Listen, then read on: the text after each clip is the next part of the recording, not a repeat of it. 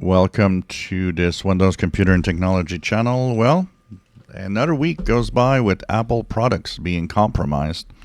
If you have a Mac computer, if you have an iPhone, there's a update, a very important update. There are three three new zero-day vulnerabilities.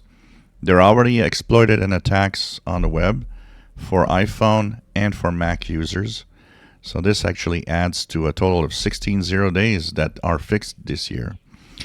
The bugs, two of them are in WebKit browser engine, and the third one is in security framework. And the security framework actually, and the third one is the kernel framework.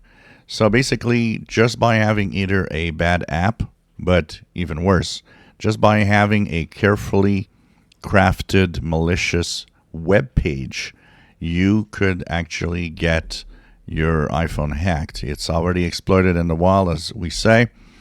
Apple fixed the 3.0 days in macOS 12.7, 13.6, and iOS 16.7, 17.01, iPadOS 16.7, 17.01, watchOS also. And they're addressing the certificate validation issues, which actually could improve the security.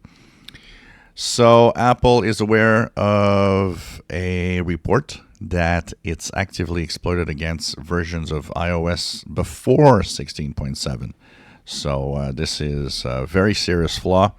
3.0 days, that's a lot for the same time.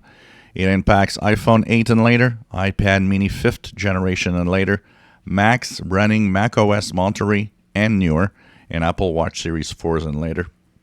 So do check for updates for your devices, as this is extremely serious, already exploited in the wild, and could be a security hazard for your Apple device.